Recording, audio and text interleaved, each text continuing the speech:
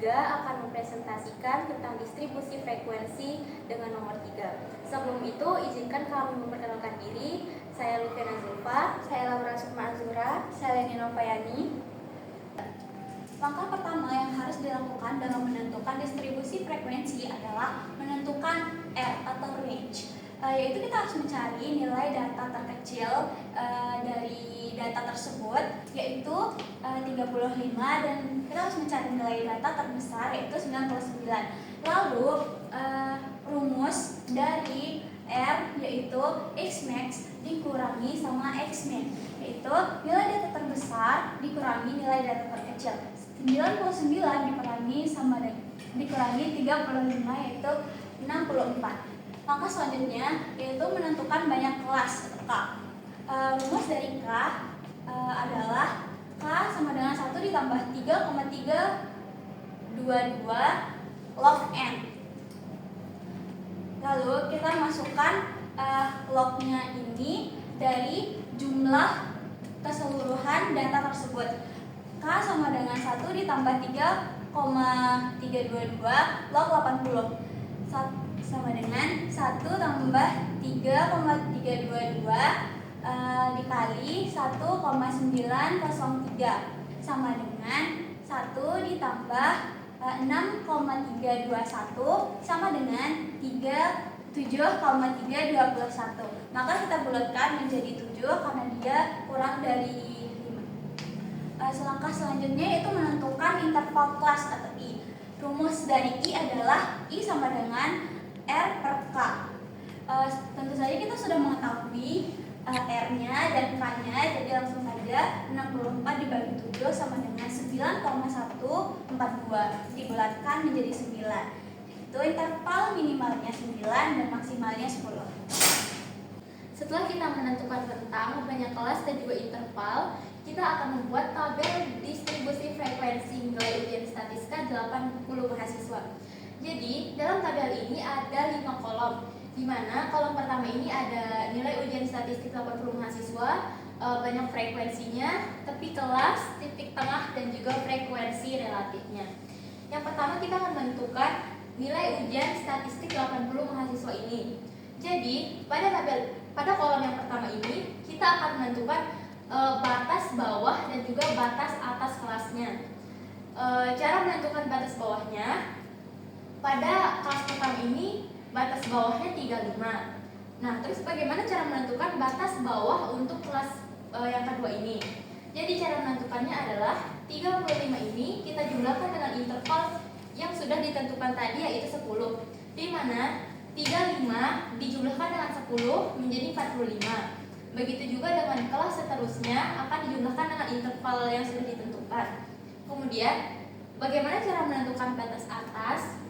Batas atas ini kita tentukan melalui hasil penjumlahan interval tadi yang 45 ini bisa kita kurangi dengan 1, sehingga batas atas kelas pertama ini 44. Kemudian begitu juga seterusnya. Kemudian kita akan menentukan banyak frekuensi statistika 80 mahasiswa itu. Bagaimana cara menentukannya? Jadi kita sudah mengurutkan data dari yang terkecil hingga yang terbesar.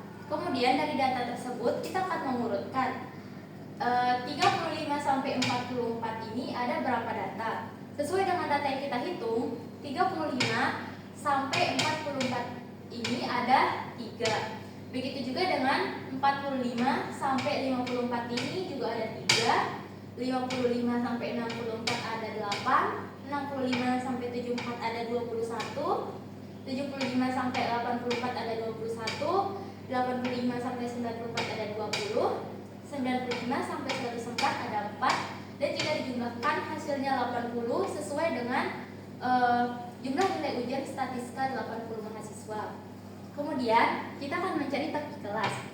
Tepi kelas dicari melalui rumus sebagai berikut, yaitu mencari tepi kelas pertama yang kita tentukan pertama, yaitu batas bawahnya dengan rumus batas bawahnya dikurang setengah dikali satuan terkecilnya, di mana batas bawah kelas pertama di sini 35.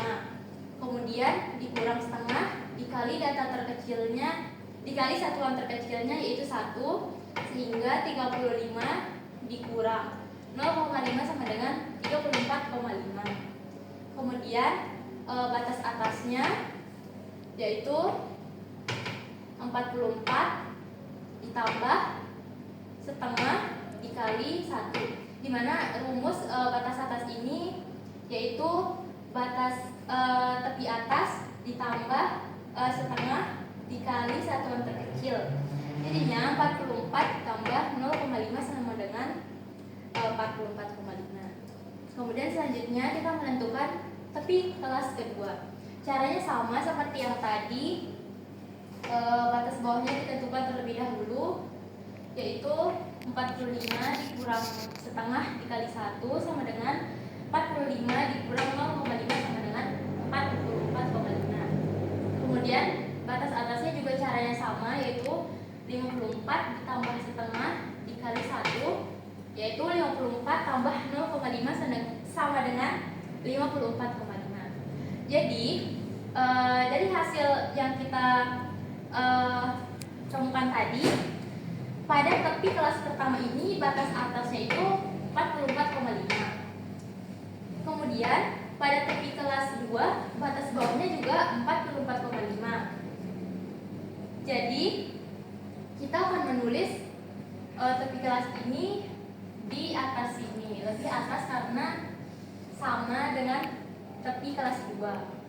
Terus selanjutnya bagaimana cara menentukan tepi kelas sampai ke bawah?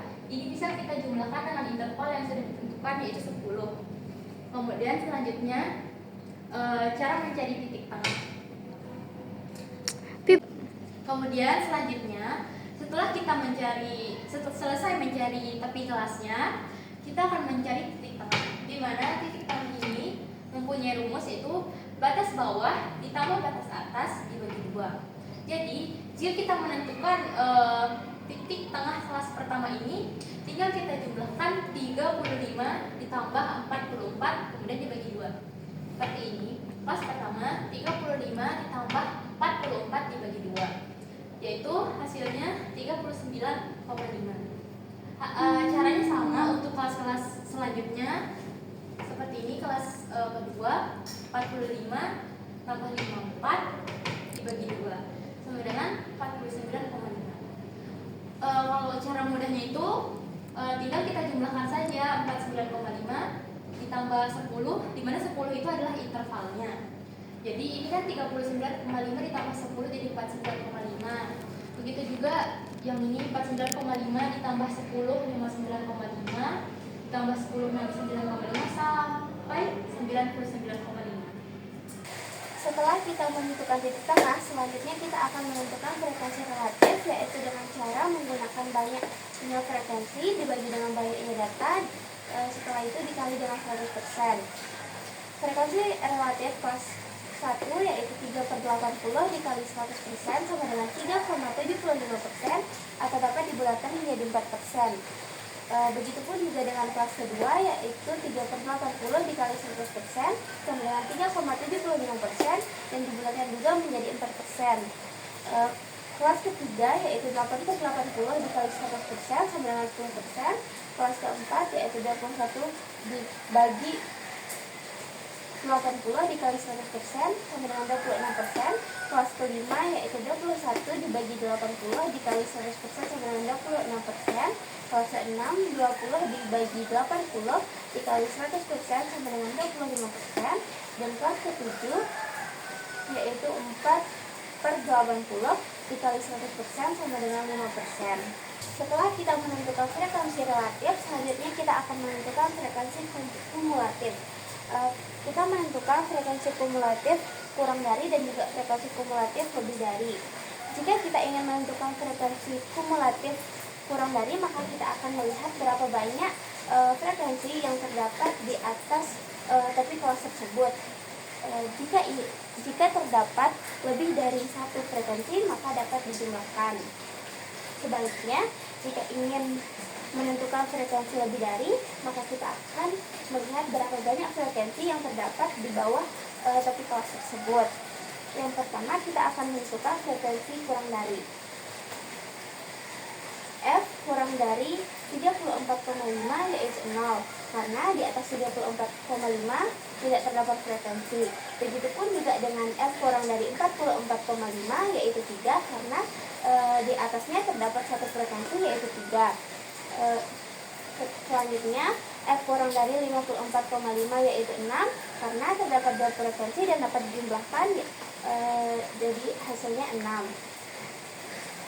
Terus F kurang dari 64,5 yaitu 14, F kurang dari 74,5 yaitu 35, F kurang dari 84,5 yaitu 56, F kurang dari 94,5 yaitu 76, dan F kurang dari 104,5 yaitu 80. Setelah kita menentukan frekuensi kumulatif kurang dari, maka kita akan menentukan frekuensi kumulatif lebih dari, yaitu dengan cara melihat berapa banyak frekuensi yang berada di bawah tepi kelas tersebut. Yang pertama yaitu F lebih dari 34,5 yaitu 80, karena di bawah 34,5 terdapat 7 frekuensi dan dapat dijumlahkan ke tujuhnya, dan hasilnya yaitu 80.